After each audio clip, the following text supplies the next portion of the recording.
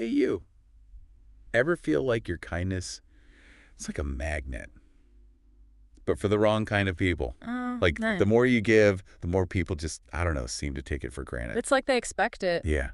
And it can be frustrating, right? Mm-hmm. Because you really do want to be a good person. Mm-hmm. But how do you do that when it feels like people are just taking advantage of your good nature? It's a common thing, sadly. Is it? Oh, yeah. We're taught, be kind, put others first. Right.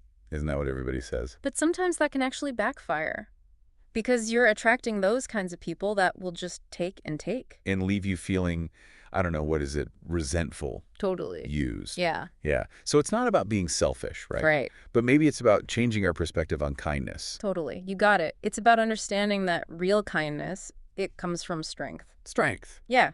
And self-respect. Like, think of it like a tree. Okay. To give a ton of fruit, to give shade, you need strong roots, right? Solid trunk. You can't pour from an empty cup. Okay. I think I see where you're going with this. Yeah. So then how do we build those strong roots? Exactly. So that our kindness is really genuine and coming from a place of strength. Yes. You have to recognize your own worth. Yeah. Your time, your energy, your compassion. These are valuable. It's not something to just give away to anybody. I think that makes sense. But it's still hard to internalize, to Yeah. believe that what I'm offering is actually valuable. It is. You get it? Oh, yeah. It is. Think about it. Even the smallest act of kindness can have a ripple effect. Okay. Right? You're not only honoring yourself when you're kind from a place of self-respect, but you inspire other people to do the same. So it's less about giving and giving and giving and more about giving from a place of empowerment. Yeah, exactly. And that's where boundaries come in. Boundaries. Yeah. They're not selfish. They're not. No. They're about defining how you want to be treated and what you're willing to give. Like, I care about you and I want to help, but here's my limit. That's hard. Yeah. Boundaries are hard Yeah. because it feels mean. It does. It feels like you're not being a good person. Right. But think about it this way. What happens when you don't have those boundaries? You end up exhausted. Yeah. You resent it. Yeah. And ultimately, your kindness isn't genuine. Right. Setting those boundaries, that's actually an act of kindness to yourself and to others. Oh, okay. Because then you're giving from a place of strength and honesty, not because you feel like you have to or because you feel guilty. I see the light. Okay, but how do we do that? Yeah. How do we learn to say no when we're so used to just saying yes automatically? It's a skill. It is. Like anything else. It starts with knowing that when you say yes to one thing, you're saying no to something else. Maybe it's no to your own well-being, your time, your goals. You got to make those conscious choices about where your energy goes. Sometimes the best thing you can do, the kindest thing for yourself and others, is to just say no. To the things that train you. Yeah. So you can say yes to what matters. That's a good way to put it. I always felt so guilty about saying no. Like I was letting people down. Yeah. But it's more respectful to everyone to be honest about what I can actually handle. Exactly. It sets those expectations, People will respect that. Okay. So then how do we start setting those boundaries? Where do we even begin? Start small. It's like working a muscle. You don't start by bench pressing 300 pounds, right? Right. Maybe it's saying no to an event or asking someone to help with chores more, little things. Or, hey, I need a few minutes before I can do that. So those little no's build up to bigger boundaries. Totally. Each time you do it, you're reinforcing that you're worth it. Right. People will see that. And as you practice, it gets easier for those tough situations. What about when people get upset? Oh, yeah. Because they will, right? Oh, the guilt trips are coming. But you have the right to protect yourself. You don't need to explain every boundary. Just, a simple, I understand you're disappointed, but I can't. And I have to stand firm even if it's uncomfortable. You do. It's not your job to manage their feelings. Be kind, sure, but don't take it on. So say my boss asks me to do extra work, but I'm already swamped. What do I say? First, just thank them, right, that they thought of you. Okay. Then just be honest. Say you can't give it the attention it needs right now. What if they keep pushing? Stand your ground. Offer other ideas, like maybe someone else is better for it, or a timeline that works for you. It's about finding that compromise. Exactly. Everyone's needs matter. Here's a tip. Practice saying no. Seriously, write down some lines, role play, whatever makes you confident. I like that. I definitely get flustered if I don't rehearse. Yeah. This is all feeling less scary and more like powerful, It is. It's about knowing your worth, not shrinking yourself down. This is great. Yeah. But are there like common traps we fall into with this? Oh, for sure. Perfectionism is a big one. How so? People start setting boundaries but then beat themselves up if they slip up. It's a process. Be kind to yourself. Each step is a win.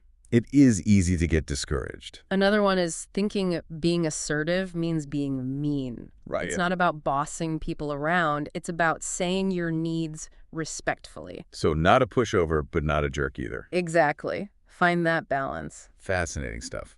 This is helpful. Before we go on, is there anything else like key to this balanced kindness idea? Learning to receive, that's the other half. Ooh, that is hard. It is for a lot of us. Giving is easier. Way easier. But when we refuse to receive, we're actually blocking that kindness flow. Whoa, hold on. So me not letting someone do something for me Yeah? is messing things up. Kind of, yeah. They don't get to experience the joy of giving, right? And it says we don't think we deserve it. It throws things off balance. I never saw it that way.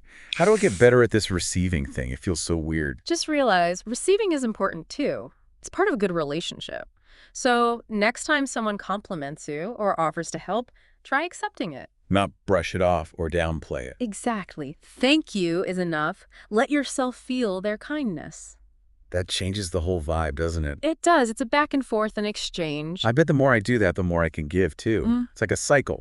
It is. It's shifting from, oh, I got to hoard my kindness to there's enough for everyone. Mind Yeah. blown.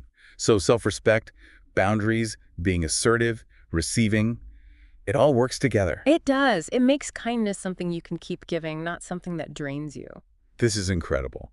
But how does all this work in, like, our jobs, our communities, the bigger picture?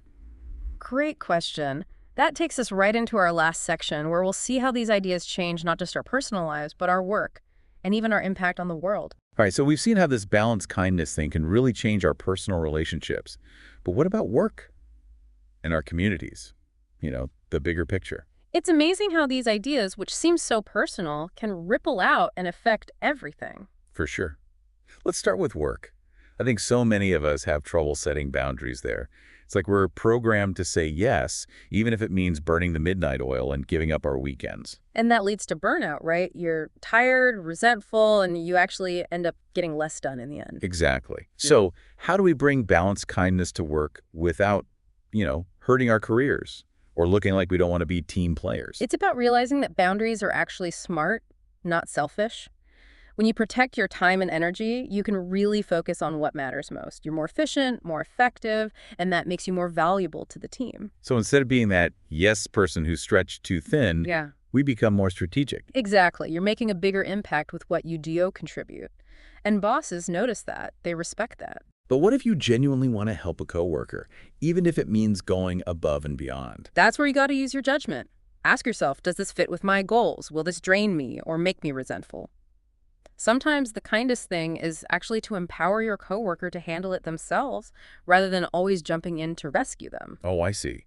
It's about supporting them, but also helping them grow and be more independent. Right. And don't forget, setting boundaries at work can benefit everyone. It creates a culture where people respect work-life balance, and it helps prevent burnout across the board. So it's not just about me protecting myself, it's about making the whole work environment healthier. Exactly.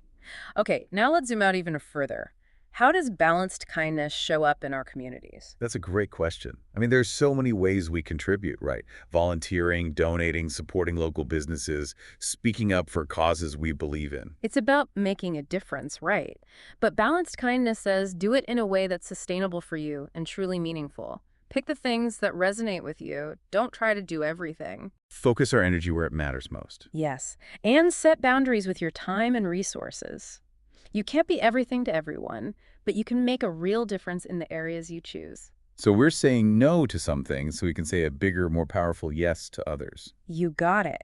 And remember, even small acts of kindness can have a huge impact on your community. A smile, a kind word to a stranger, helping a neighbor out. Those little things might seem insignificant, but they can brighten someone's day and create connections. It's like we're weaving a web of kindness all around us. And the more we practice balanced kindness in our lives, the stronger and more beautiful that web becomes. This has been an eye-opening deep dive. I feel like I have a whole new understanding of what kindness can be. It's been great exploring this with you. Remember, balanced kindness is a journey, not a destination. It's about progress, not perfection.